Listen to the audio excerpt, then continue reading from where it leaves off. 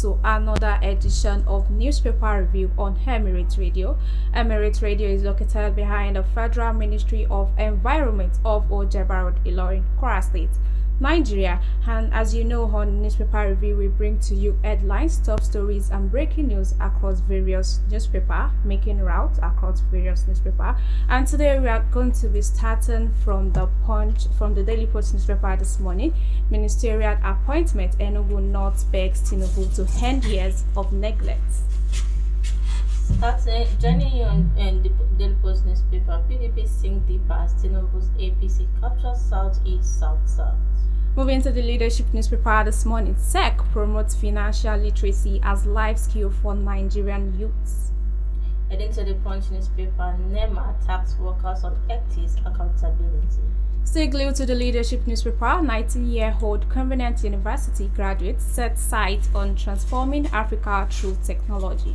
On the Guardian newspaper, Tinubu rallies Super Eagles to soar into 2026 World Cup. Moving to the Punch newspaper, acting INEC chair outlines preparation for Anambra pool. Also on Daily Post, PDP forum suspend Imo Abia chairman for alleged sabotage. Moving to the Nation newspaper, 9 reportedly killed in fresh Plateau attack. Also on the Nation, Tinubu urges ECOWAS to declare resources theft international crime. Lastly, on the Nation newspaper, customs intercept 49,500 liters of petrol. And also on the entertainment, drama in Abuja hotel as BB Ninja star Fina quits scene over alleged 200,000 despots. I am Najeebat Oyerinde, and with me, and I am Misturah Issa. Good morning. And that's the headlines for today. We are going to go on a quick short break. When we're back, we are going to take the news in full. Your everyday companion, your feel-good radio, your ultimate radio station, Emirate Radio Nigeria.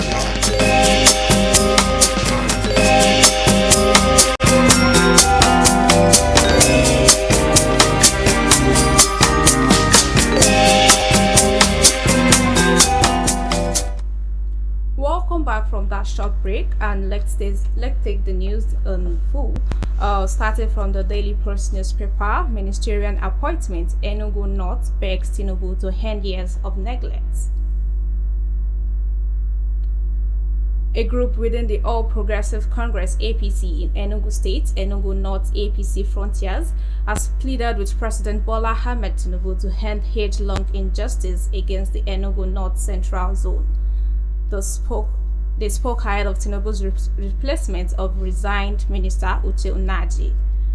Enugu North APC Frontiers is now urging President Tinubu to pick someone from the areas as Nnaji's replacement. The request was contained in a letter to the President signed by Barrister Ugu, National Convener, Enugu North APC Frontiers, and Sydney Eze, National Secretary.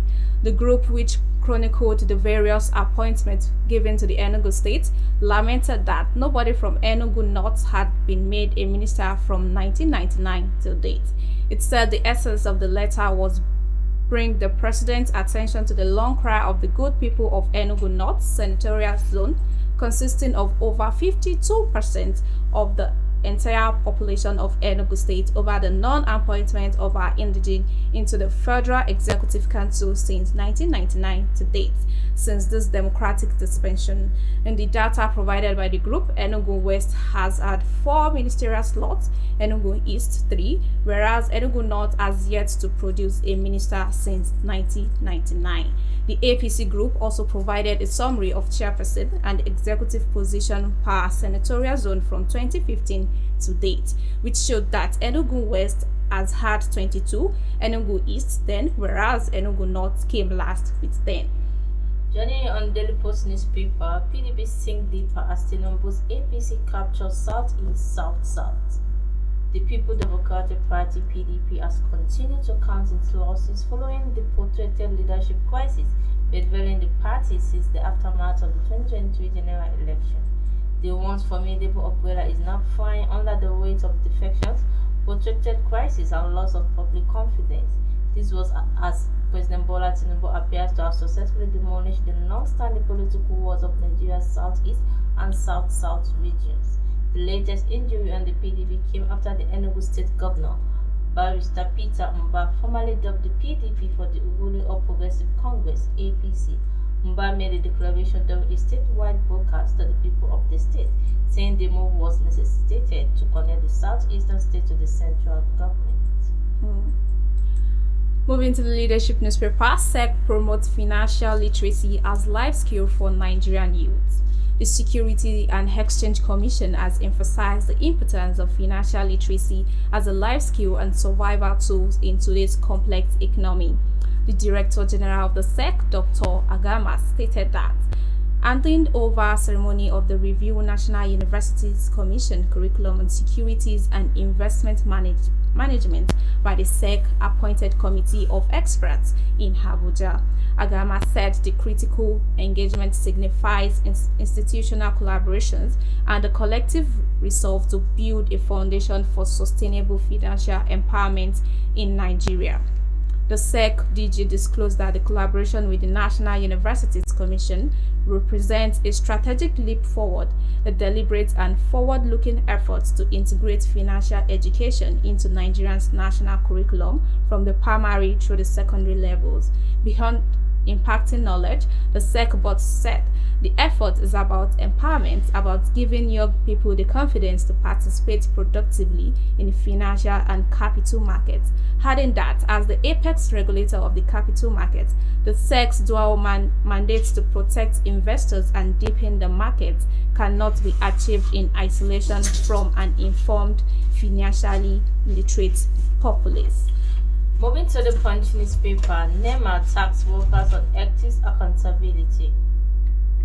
The Director General of the National Emergency Management Agency, Mrs. Zubaida Umar, has tasked staff of the agency to exhibit professionalism and accountability in the discharge of their duties. This as she appealed to the staff to see any interaction with people on their job as an opportunity to create trust, dignity, and save lives. Umar made the appeal in a speech read by Amaka Ifesi in Owerri during the flag off for their 2 days customer week in Imo State. According to her, it was critical for NEMA operative to consider every interaction with the public as an opportunity to create trust, restore dignity, and save life. Let us continue to uphold the value of empathy, professionalism, and accountability, which are the true hallmark of excellent service, Umar said. The NEMA DG praised the staff for showing courage, professionalism, and compassion in the face of daunting challenges that embody the best of public service. She said, "We will also celebrate our customers, stakeholders, partners, and dedicated staff. Your courage, professionalism, and compassion in the face of daunting challenges embody the very best of public service." Still glued to the leadership newspaper this morning, 19-year-old Covenant Varsity graduate set sight on transforming Africa through technology.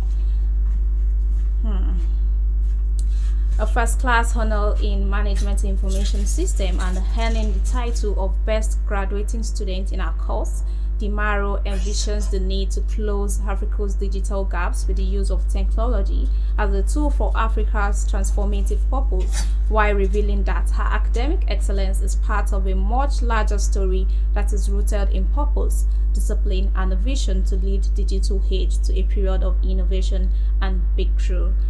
She mentioned her keen interest in technology, which grew from the fascination on how innovation can solve real-world problems.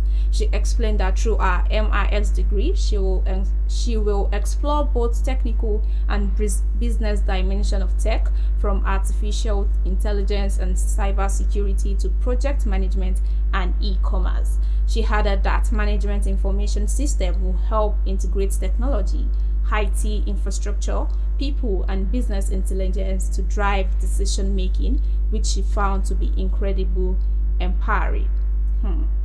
Heading to the Guardian newspaper, Tinubu rallies Super Eagles to soar into 2026 World Cup.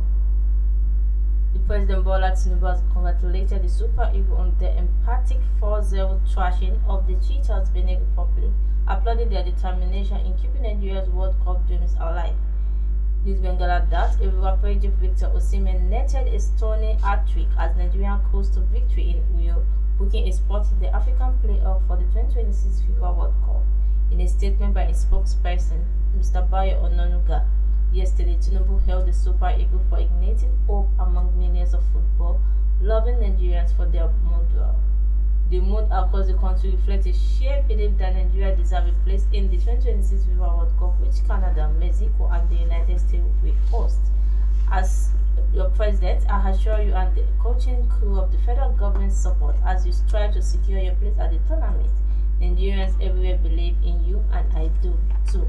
News Bengala that in spite of the emphatic win, Nigeria narrowly missed out on automatic qualification as South Africa top Group C with a 3-0 win over Rwanda in Johannesburg.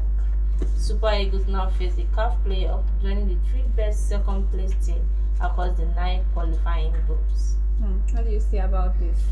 Well, they really try because I think for them to really play well yesterday, from the start of the match, they should have put their determination because they really came to play that yesterday. You know, they lost to one African country like that we already expected that okay, they would kill the match and how I think is it not Zimbabwe or I don't know. There's a country they played against and Nigerians really wanted them to score and to overcome them. Those people are not really that. But as of yesterday, I saw that people were jubilating, like they were happy but I don't think they are still they qualified. Well, they still have another people to play, so that will make them secure. Hopefully, they should just try as much as they played yesterday. They should put that more effort in the next match. Since the president is even has even congratulated them, and we know that the president is going to appreciate them with gifts and every other thing. So they should try as much as possible to put in their effort. I'm really proud of them because they really played well yesterday. Yeah, I did not watch the match. You know, you're a football person, so I expected you to say much on this headline. So on the Punch newspaper this morning, acting INEC chair outlines preparation for Anambra poll. The Independent National Electoral Commission yesterday held its third quarterly consultative meeting with political party leaders in Abuja, where key updates on upcoming elections and party registrations were presented. The meeting was the first chaired by INEC's acting chairman, May Agbamuche Umbu, following the exit of former chairman Professor Mahmoud Yakub on October 7.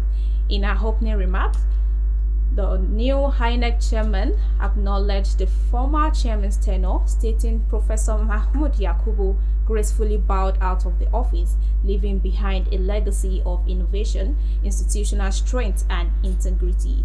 She outlined the Commission's schedule of elections, including the Anambra State Governorship election on November 8, 2025, the Federal Capital Territory Area Council election on February 21, 2026, the Ekiti Governorship election on June 20, 2026, and the Osun Governorship election on August 8, 2026. Speaking on the Anambra election, the new acting INEC chairman, the commission has completed 10 of the 13 key activities, adding that the final activities include the publication of the notice of poll on October 25, the end of the campaign period on November 6, and the election on November 8. She stated that all non-sensitive materials had been delivered to the state and other voter education was ongoing. The acting chairman said the commission is committed to keeping strictly to the remaining activities as detailed in the timetable and schedule of activities. Political parties are therefore called upon to be mindful of the last day for campaigns and keep strictly to it. And also on the nation, Tinubu urges ECOWAS to declare resources theft international crime. President Bola Ahmed Tinubu has urged the Economic Community of West African States, ECOWAS, to designate resources theft, including illegal mining and the stealing of minerals, as an international crime. The president warned that the practice poses a direct threat to the stability and security of the West African region. Speaking through the Secretary to the Government of the Federation yesterday, Senator George Akume at the 2025 Annual General Assembly of the Network of National Anti-Corruption Institutions in West Africa at the ECOWAS Secretariat in Abuja, the president said the time had come for the regional bloc to galvanize international support against the trade in stolen minerals from West Africa. The president noted that illicit financial flows and the problem of mineral resources have become a growing menace, fueling insecurity and violent crime across the sub-region. The president Tinubu warned that no single country could win the battle against illicit financial flows or resources stepped alone, strengthening the regional collaboration too. Nasira offers up ECOWAS a viable platform to coordinate efforts against corruption and its offshoots. He reaffirmed Nigerian commitment to asset recovery as a key pillar of its anti-corruption strategy, noting that the country had introduced a new legal framework for asset recovery and management. Moving to the Nation newspaper this morning, 9 reportedly killed in fresh Plateau attack. No fewer than 9 people have been reportedly killed in another attack in Yewa village of Bakinladi local government area, Plateau State. The newsman gathered that the attack took place around 10 p.m. yesterday as the villagers retired to bed. President Berom, the Youth Mother Association barrister Delio, also alleged that the gunmen rustled head of cattle from Yelwa village during the attack. It's gathered that the attack lasted up to 2 hours as security forces from Sector 4 rapidly responded to avert further casualties. Attempt to get confirmation from security forces failed. This insecurity of a thing is getting out of hand. Imagine 9 people killed. Insecurity is now taking over in Nigeria. Now every day you have to hear about insecurity. Every day we are going to come across headlines not of just deliver us, because our armies are really trying. They are doing their best, but these terrorists of people, like I don't know who is even giving them that arms to even. They have the audacity, like they are rest assured that they can do anything, nobody can stop them to do anything, and they keep harming the people, they keep harming Nigerians. I pray we don't fall in victims to all these people. And lastly, on Daily Post here with me, drama in Abuja hotel as VB star Fina quit scene over alleged 200,000 despots. Former Big Brother Nigeria winner Ijeoma Justina Otabo, popularly known as Fina, was reportedly involved in an heated altercation at a hotel in Abuja following an alleged 200,000 disagreement.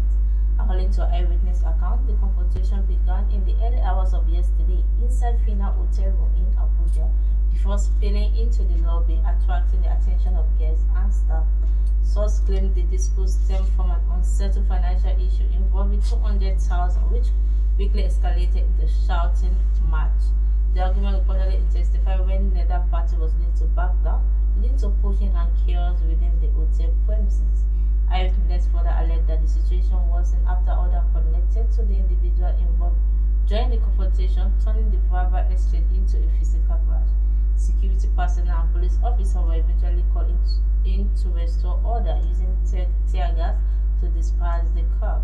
The incident comes shortly after Fina returned to the public eye following a brief break to mourn the death of her sister, who died in an accident involving a Dangote truck. What can you say about this? The story is not in that details because the eyewitness did not tell us what really happened. Because they just said they saw them fighting because of 200,000. So we don't really know what really happened between the Fina and the other person. And you can check Daily Post newspaper for the details of Fina's saga drama in Abuja over 200,000 alleged disputes. Lastly, on the Nation newspaper here, customs intercept 49,500 liters of petrol. The operational whirlwind of the Nigerian Customs Service has sealed Adeola Ade PLC filling station along Owode Apa Road in Badagry, Lagos State, and intercepted 1,980 jerrycans of premium motor spirits, each measuring between 25 and 30 liters, totally 49,500 liters, within the Lagos and Ogun axis to forestall further diversion of national resources and to protect public safety.